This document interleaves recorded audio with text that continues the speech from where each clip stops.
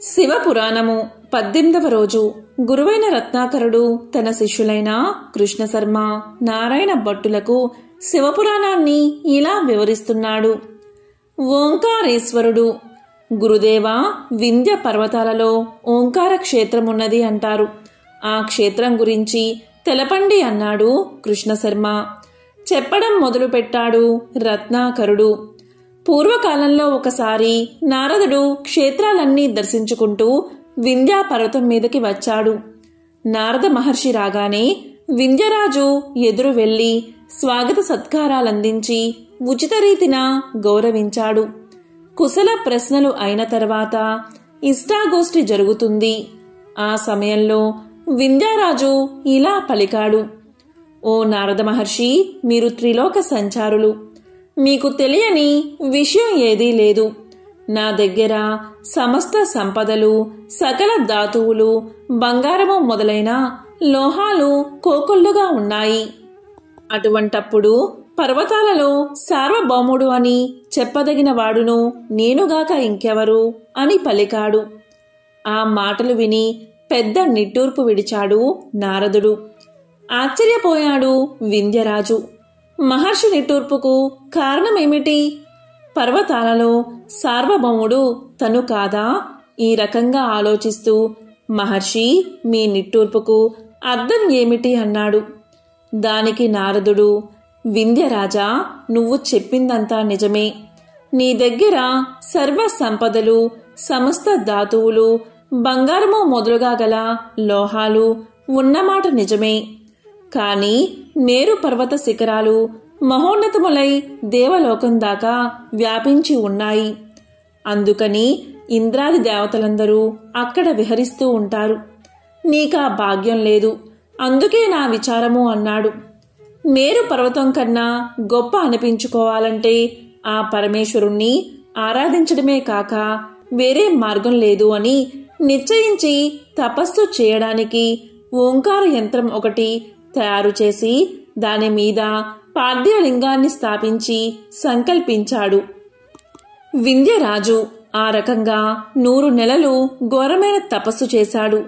అతడి తపస్సుకు మెచ్చి భక్త సులభుడైన పార్వతీపతి ప్రత్యక్షమై ఏం వరం కావాలో కోరుకో అన్నాడు.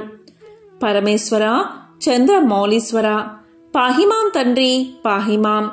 నీ కరుణ మాత్రం చేతనే భక్తుల కోరికలు పూర్తిగా తీరిపోతాయి. అలాంటిది నువ్వు ప్రసన్నమైనావు. నాకు ఇంకా కావలసిందేముంది? అయినప్పటికీ నాదొక చిన్న ప్రార్థన.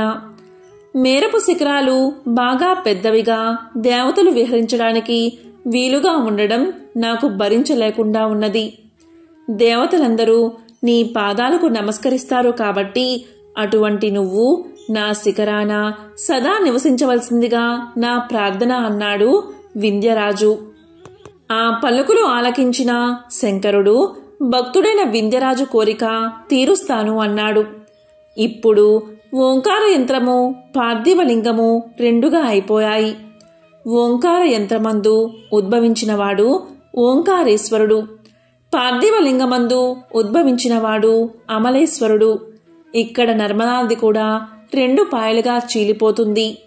ఆ 2 పాయల నడుమ ఒక శిఖరమున్నది.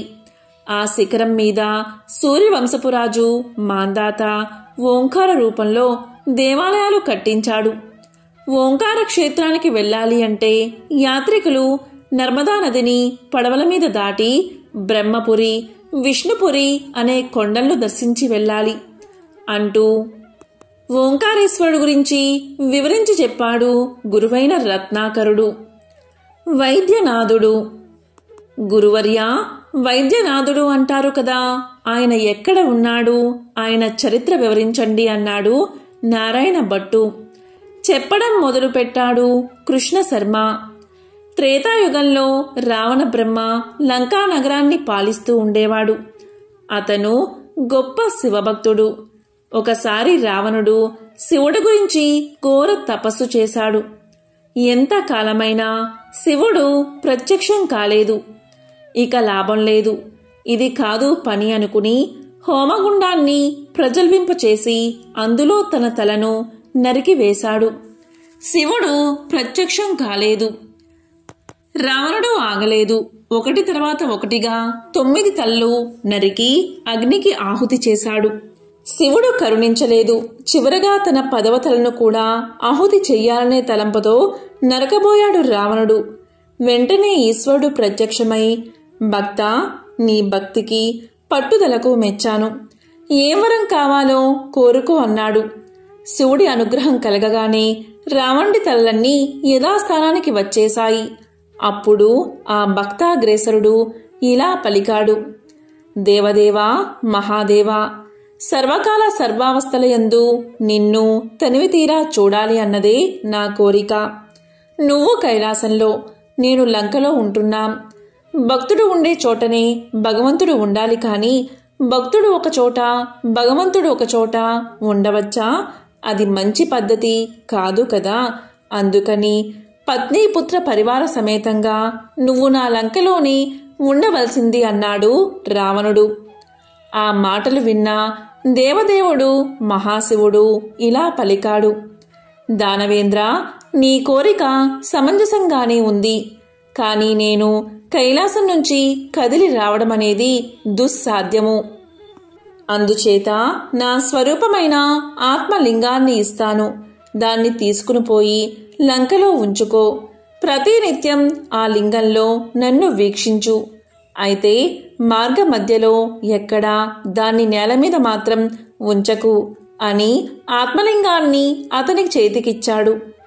రావణుడు ఆ లింగాన్ని తీసుకుని వస్తున్నాడు.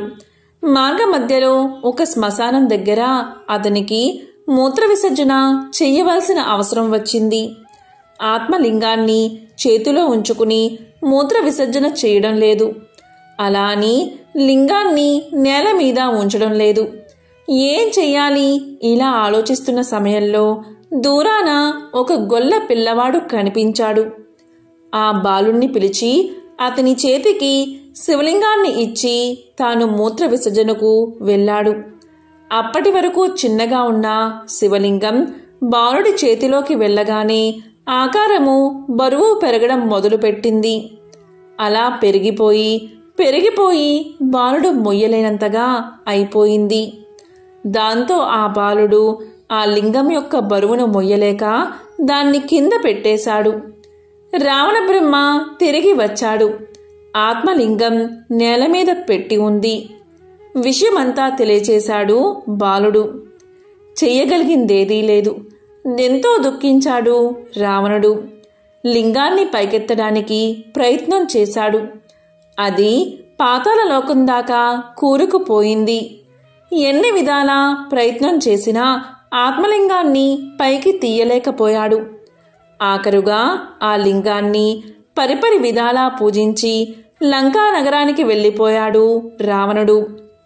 అప్పుడు బ్రహ్మాది దేవతలంతా వచ్చి ఆత్మలింగాన్ని దర్శించి, దేవదేవా, ఈ శ్మశాన భూమిలో వెలిసావు కాబట్టి నిన్ను అర్చించిన వారికి రోగాలు కుదిరేటట్లుగాను వారి ఆరోగ్యాలు కుదుట పడేటట్లుగాను దీవించి వైద్యనాథుడు అనే పేర వెలియవలసిందిగా ప్రార్థించారు దేవతలు అంటూ వైద్యనాథుని వృత్తాంతాన్ని తన శిష్యులైన కృష్ణశర్మ, నారాయణ భట్టులకు వివరించి చెప్పాడు గురువైన రత్నాకరుడు.